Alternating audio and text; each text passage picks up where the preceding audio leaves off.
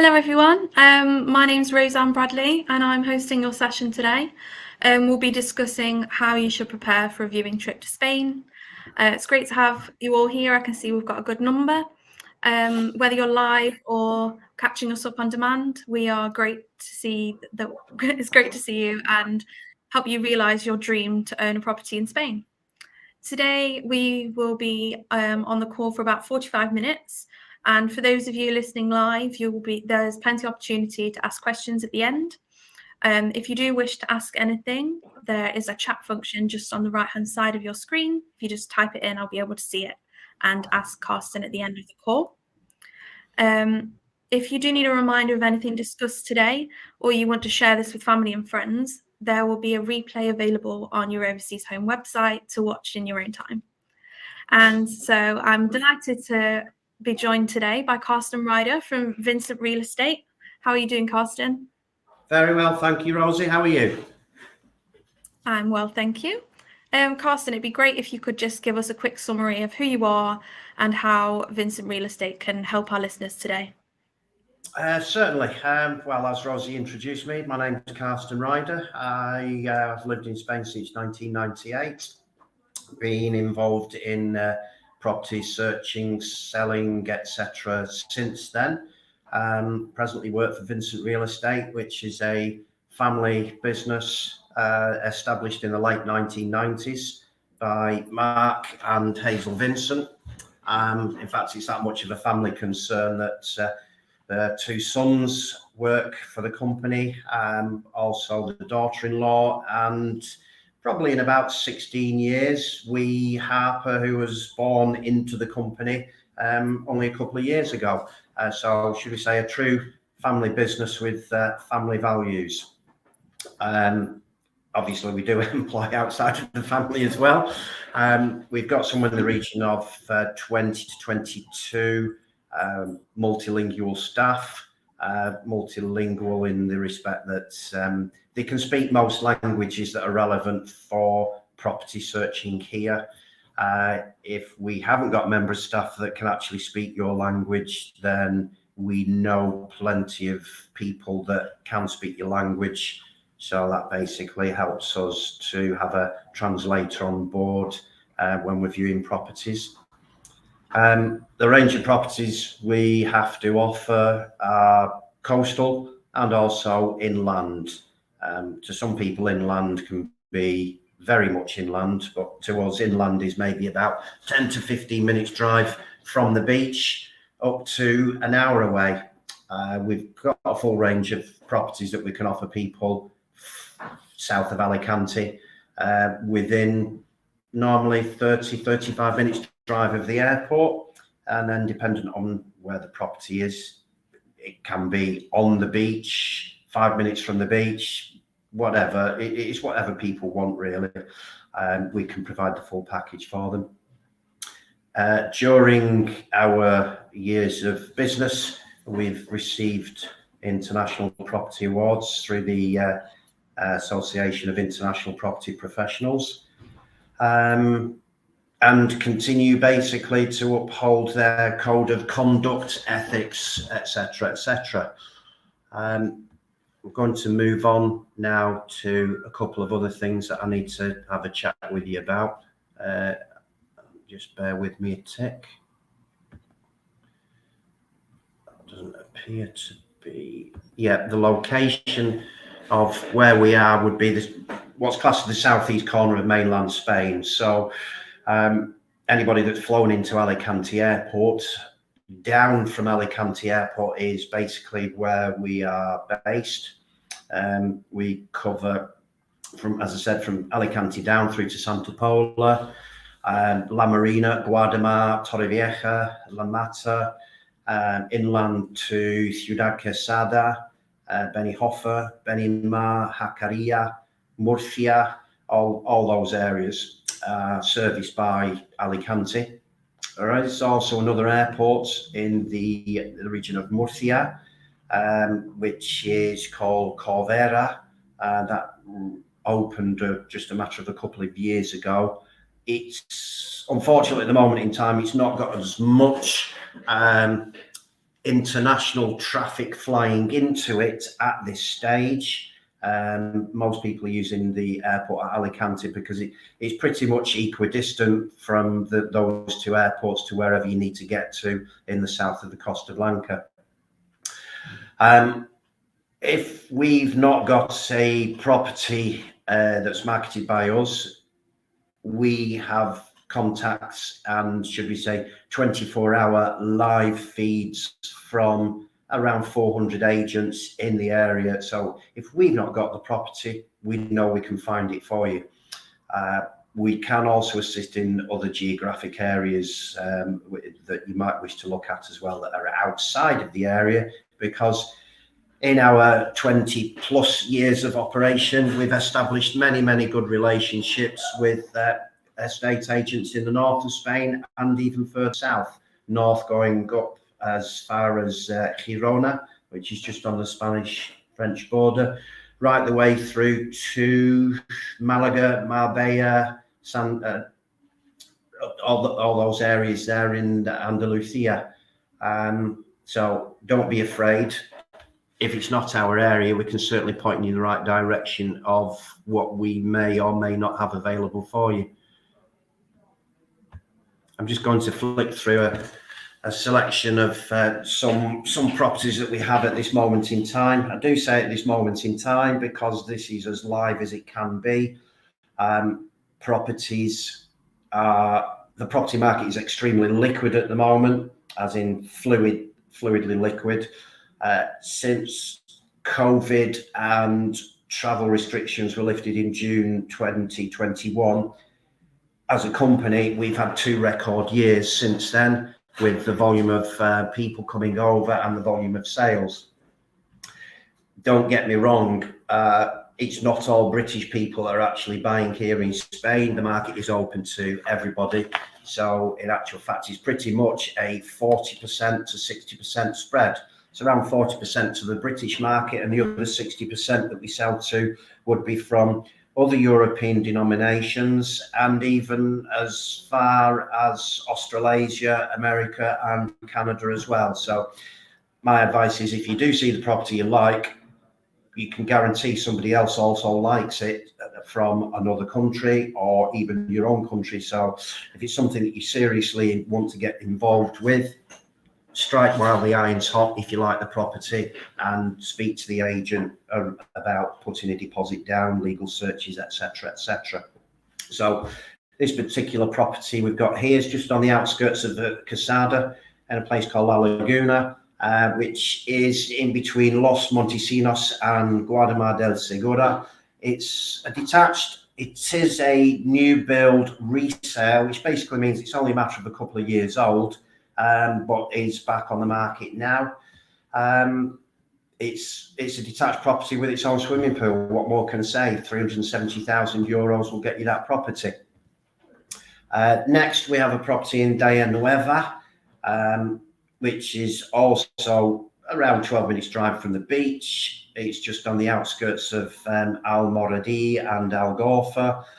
It's a basic townhouse, what we'd probably call in the UK a 2 up, 2 down, in the sun, but obviously with a front garden and terraces, communal pool, etc, etc. 110,000. That's about the norm for a townhouse. It's about 12 to 15 minutes drive inland.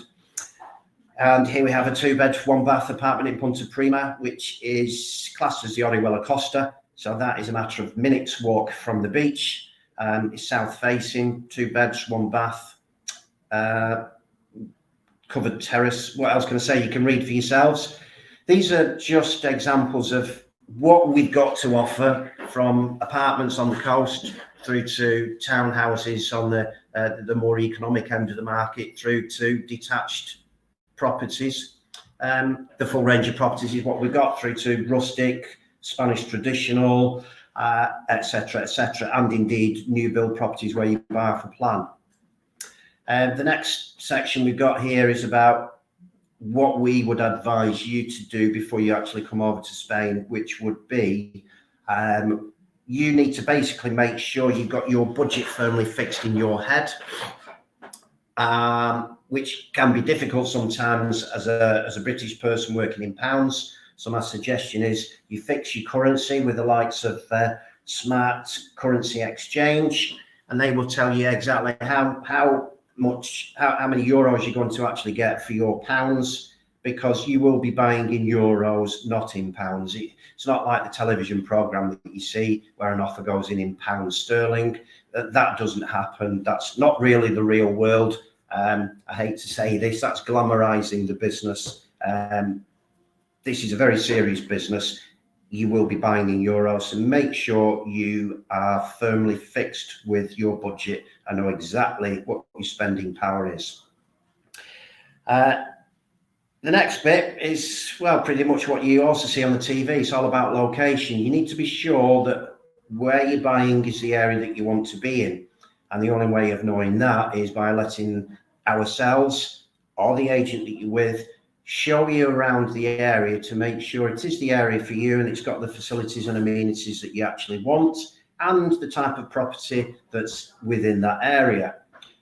Unfortunately, what we do find sometimes is people love the area and like the properties, but their budget doesn't match the area nor the properties that are in there. Sometimes then there's therefore a compromise on budget or type of property, or indeed the area that they want to be in. Also, I would suggest that you be extremely honest with your agent and tell them exactly what you do want. Don't hide anything. We're only here with you for a matter of a few days and then through the sales process. So just tell us what you want, why you want it that way. The hows and the whys and the wherefores are very important to us, because that helps us build a picture that we wouldn't normally be able to build if we were just on the telephone with you. So in any form of communication, please be honest with your agent, make them aware as to what you wish to achieve, who else you might be looking at, what your budget is, etc., etc. As a shock to some people think that when they come over to Spain, they can actually buy a house based on a verbal offer. That's not the case. Verbal offers are not accepted here in Spain. It has to come combined with a €2,500 deposit. You then enter into a reservation contract that is signed by yourself and the agent, and that then has fixed the price of the property with your €2,500 deposit, and indeed that then takes the property off the market and stops anybody else from buying it. Until that money is handed over as a deposit, the property is still advertised on the market as for sale and somebody else can come along and buy it. Also, use your agent to recommend solicitors help you with your NIE, which is the similar to the national insurance number that you actually have in the UK. It's a fiscal number that stays with you for life. POA stands for power of attorney. That eases the process of you buying the property in your absence. For instance, you put the deposit down, you fly back to wherever you fly back to, and then you can't get time off your work or looking after the grandchildren or nobody able to look after your dogs. You've then left your power of attorney here with your solicitor in Spain, who can actually complete the transaction on your behalf and sign all the documents on your behalf. And then the next time you come over, you've got the keys in your hand and your suitcases in the back of the hire car loaded into your property. Your first day in the house. It cuts out all the stress and all the sometimes the necessity for coming over to Spain. Leave it with somebody else to deal with for you, and that'll be your solicitor in Spain. I think I've touched on this. Use a currency company wisely, such as Smart Exchange. They will ensure that you get the best that you possibly can for your pound sterling. And then you've got all the information you actually need to make a reasoned and calculated decision when you come over to Spain. That's about it. Thank you. Thanks so much, Carsten. That was really interesting and some great tips there. In terms of booking your viewing trip, how would you recommend our buyers organise their viewing trips? Okay, well, the buyers obviously have to start with when they're available to come over, obviously due to their own work and domestic commitments, whatever they may be. We would normally be in contact with our clients beforehand, and we would have sent them properties that they might like the look of. And at the stage where we may have half a dozen that they'd be interested in, they then book a flight. We can help them with giving them details of hotels or accommodation in the area, and then they can pick and choose where they wish to stay that's near to the properties and the location that they're looking at. And then basically they come over, we pick them up at their accommodation, tour them around the area so that they have a knowledge of where they exactly are, how far to the beach, how far to the nearest shops and amenities, whether it's by car or by foot.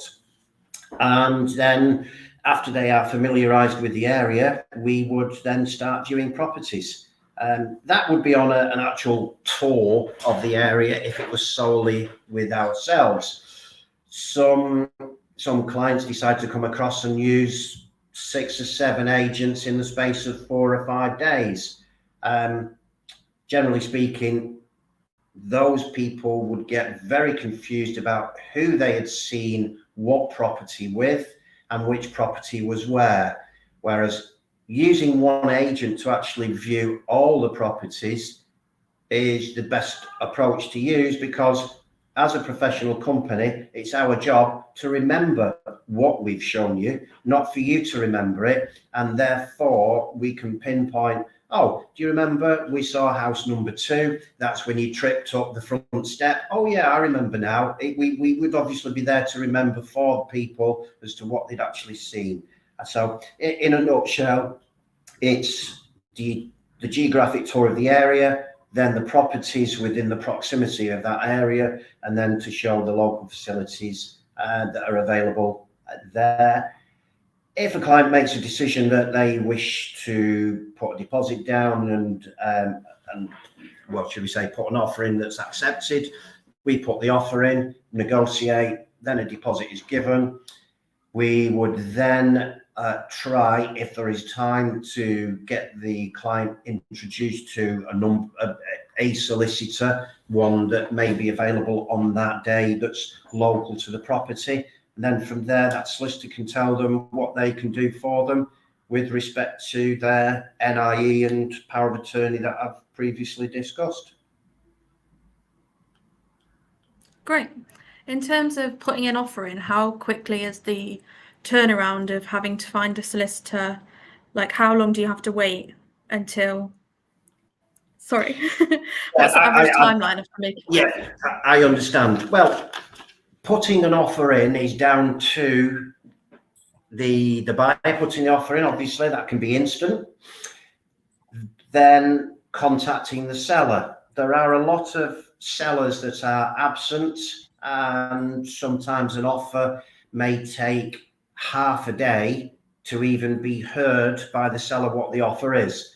But as a rule of thumb, once the offer is in and, should we say, accepted or not, as the case may be, and negotiation starts, when we get to the final yes, offer verbally accepted, then the buyer has to put the deposit down.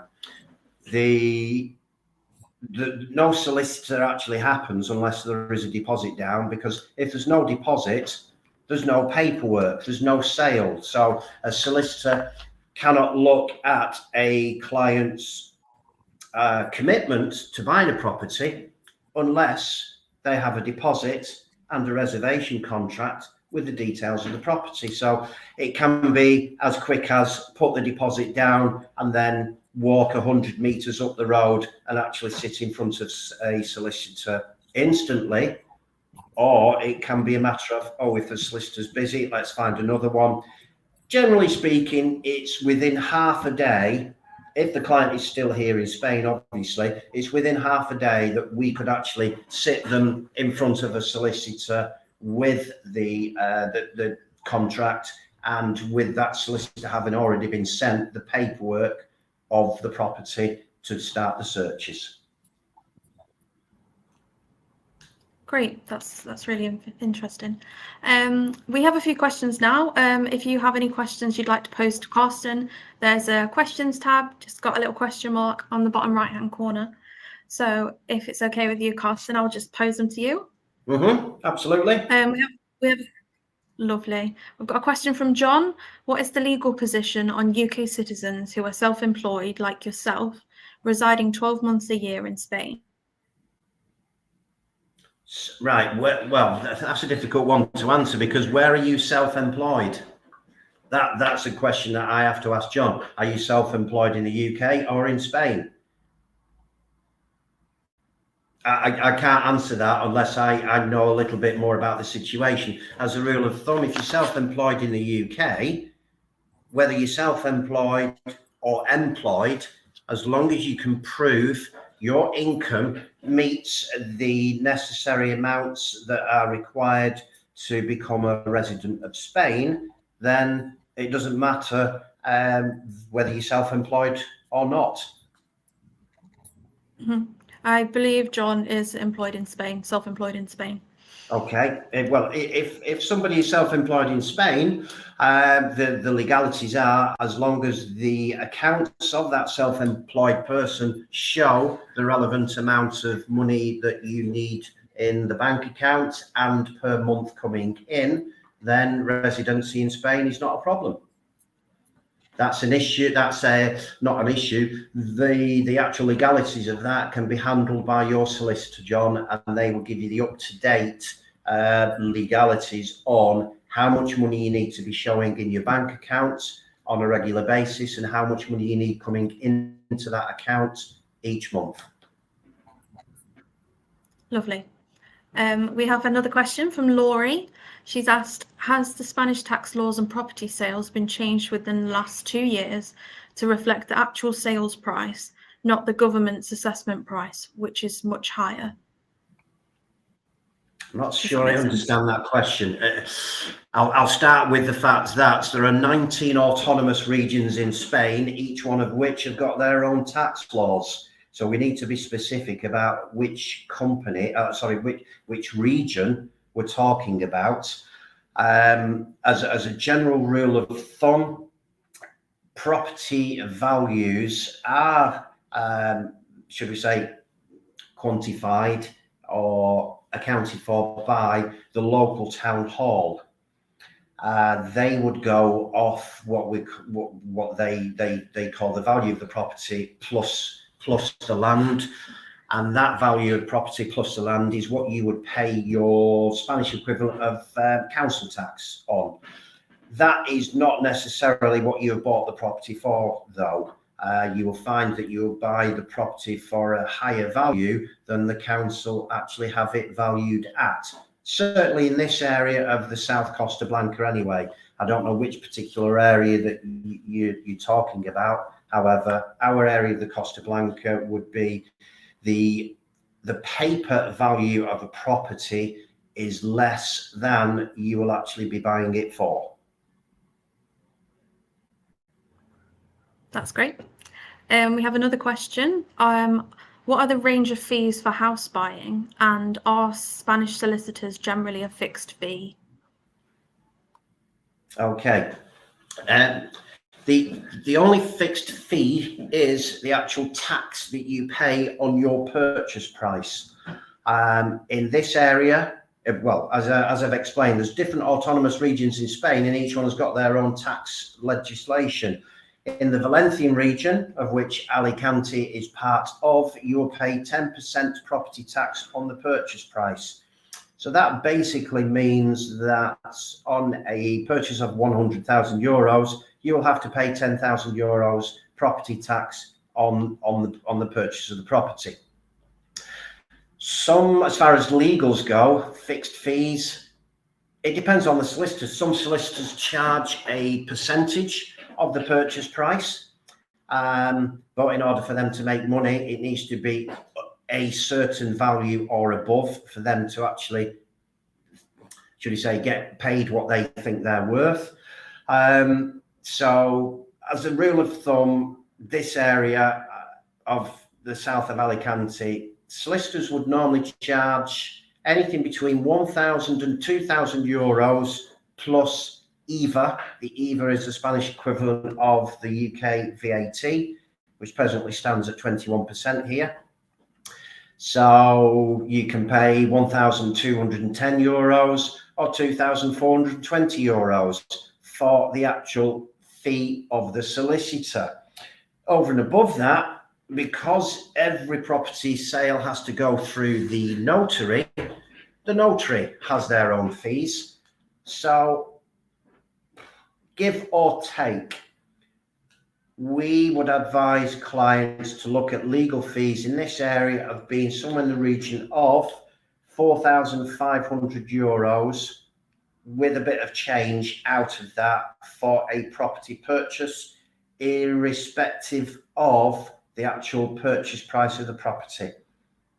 And that would be using a solicitor that will be charging you 1,000 euros plus IVA. With solicitors that are charging more, then that 4,500 euro total figure goes up as a result of the solicitor's fees going up. That's as broad an answer as I can actually give, because it's all dependent on the solicitor that is being used. We would normally recommend solicitors between 1,000 and 1,200 euros each. Fab. Hopefully that answers your question, Sam. Our next question is, would you recommend viewings prior to the sale of their property where all the funds are tied up, or would you recommend that they wait until the completion of their sale?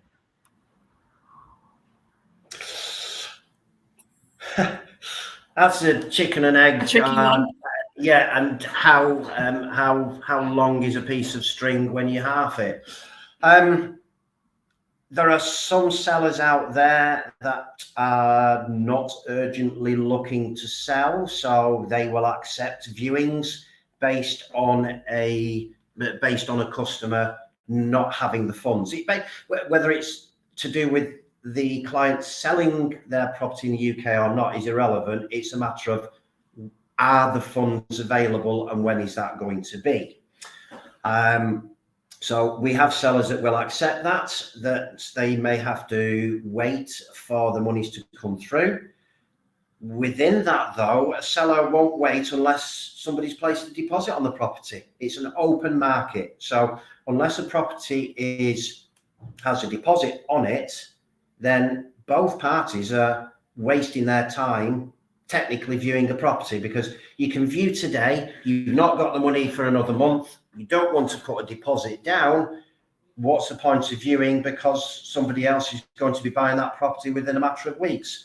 You would lead yourself into a, should we say, being euphoric or whatever you want to call it. Or I found the house of my dreams, I've not got the money, so I can just wait. Unfortunately, that plays on the emotions too much of a lot of clients. So it depends on the realism of the viewer and whether or not the seller will accept a viewing based on the viewer not having the funds. Again, it is a difficult question to answer. Yeah, definitely. In terms of the NIE, the identification number that they'll have, will a property buyer have to have one in place before putting down a deposit on a house? No, you don't have to have an NIE before putting a deposit down on a house. You only have to have the NIE in place when it comes to the completion of the property at the notary. Fab. Hopefully that answers your question, Andrew. I'm not sure if this will be a question for you, but can you have a retirement visa and later change to working, i.e. run a B&B or something along those lines? Might be one for a visa specialist. No, you're right. It's not a question for me. However, I will comment on it. Because each visa has a shelf life, there should not be a problem changing the technicalities of that visa over to something else once the initial visa has expired? That is a question for a solicitor, though, I'm afraid. Yeah. In terms of the minimum deposit, the €2,500, would you lose that deposit should you change your mind about the property? Changing your mind about the property is up to you as an individual. If you just change your mind about the property, yes, you've lost the money. Don't commit to a deposit if you're not certain. If, though, there are some legal problems with the property, for instance, then you would receive your deposit back. If you just decide on a whim not to proceed for no reason or no tangible reason, you've lost your deposit. Right. We've just had another question, which I think will be helpful to quite a lot of people. Ricky has asked, would you need to hire a car to get around for your viewing trip, or would the agent drive you around? Would they sort that out for you? Most people hire a car because the agent is not going to be, should we say, handcuffed to them 24/7. They might want to hire a car to have a trip around themselves and go back to the area that the agent has shown them. However, if people don't want to hire a car or don't want to drive here on the, should we say, wrong side of the road, we pick them up at their accommodation. We do the geographic tour, show them the properties, and then we drop them back again at where we actually pick them up from. So that's not a problem at all. Yeah, that's super helpful. Let me just have a little scroll through. In terms of if you didn't know the region Costa Blanca, do you have any recommendations, just kind of top line? What's the difference between an inland property, coastal property? Is it cooler inland? Okay. Let's look at pricing to start with. I'll go on to the weather aspect. The nearer the coast you get, the more expensive you are going to, the more expensive the property is going to be. Everybody wants to be able to walk to the beach.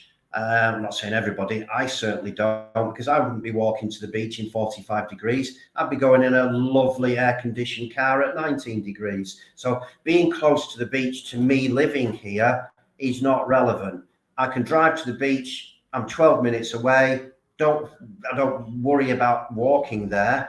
I can go to the beach any time of the year that I want to. It's not going away in my lifetime. It'll still be there. So the coastal has always attracted a higher price tag. Then when you go inland, because the land then becomes what we class as not urban land, it's classed as rural land, properties tend to have a little bit more of a plot or a little bit more garden than a coastal property would have. So therefore, because there's a little bit more land and less building on that land, the properties are generally cheaper. For instance, I live in a 3-story house. It's only a terraced house, 3 bedrooms, 1.5 bathrooms. I'm 12 minutes drive from the beach. If I pick my property up and put it within 5 minutes walk of the beach and the sea, it'd probably be 210,000 euros. Where it is actually situated at the moment, it's only worth about 140,000. I'm happy with that because I'm still in Spain, close to the beach.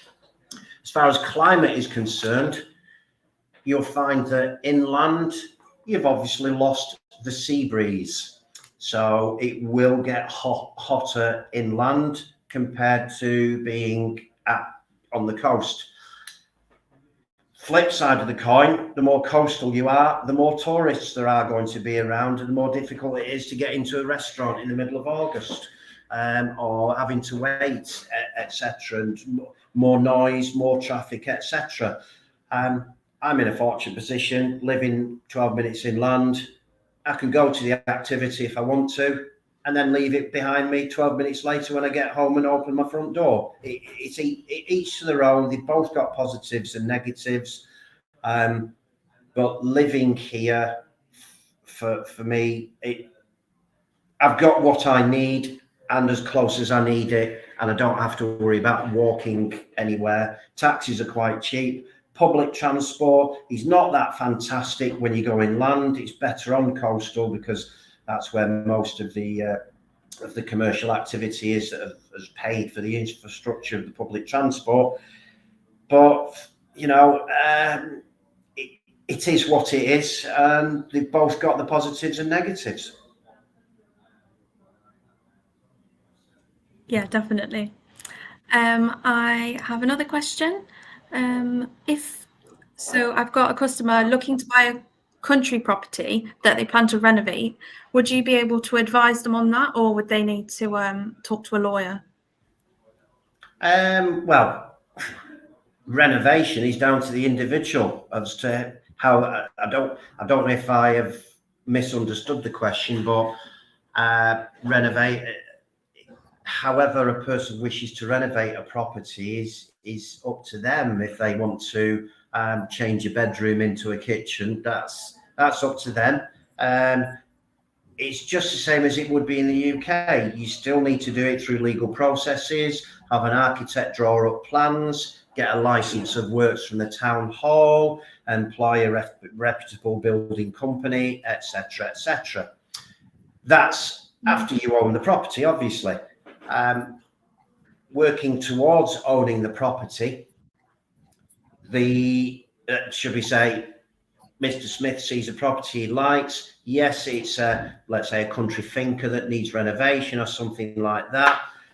He would be putting the deposit down. His solicitor would then do the searches on the property to ensure that the property that's being sold to Mr. Smith is exactly what it says on the tin.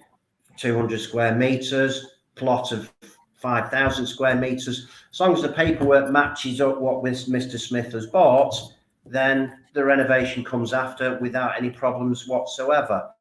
The solicitor checks out the building regulations, obviously, on the land as well, and can the property be extended or not extended, as the case may be. Dependent on the town hall, you can build on a certain percentage footprint of the land. I think it's just the same in the UK. You got 1%, 2%, 5%, 10%, dependent on whether it's urban, rural, or rustic land here in Spain. It depends where the property is, but the legalities are sorted by the solicitor in the purchasing of the property. Then the renovation, obviously, is down to the individual as to what they wish to do. I hope that's answered it. Come back to me if it's not. Fab. We have a couple of questions about structural surveys. Mike's asked, do you need to conduct a property survey / structural survey? I'm assuming that this is with the intention to renovate. Structural surveys are not the norm in Spain. They don't happen. It's not a prerequisite for a purchase to continue. If people wish to have a structural survey, then we can certainly point them in the right direction of who can do this. No problem there whatsoever. My personal experience, though, is that each property has to have what we class as a habitation certificate anyway. If it's habitable, if it's an old dilapidated farmhouse with no running water and no electricity, it's not going to have a habitation certificate until it's reformed. So then, privately, you would get your own survey. However, if it's a reform such as a refurbishment reform, where people have lived in it until today and it has running water and a bathroom and kitchens, etc., the habitation certificate needs to be provided by the seller, and that habitation certificate is signed by an architect. The architect visits the property and ensures that the property is exactly as it should be, and comments on issues that they think are relevant to the purchase of the property. So, for instance, they will note on that certificate a crack in a wall, or a small amount of subsidence on the garden wall, or something like that. That would be part and parcel of the habitation certificate or habitation license, whichever one you want to call it. However, it's up to the individual if they wish to spend 300 or so euros on a structural survey here. Fab. I think we've got time for one last question. Again on surveys. Andrew's asked, are English-speaking surveyors who often written reports readily available?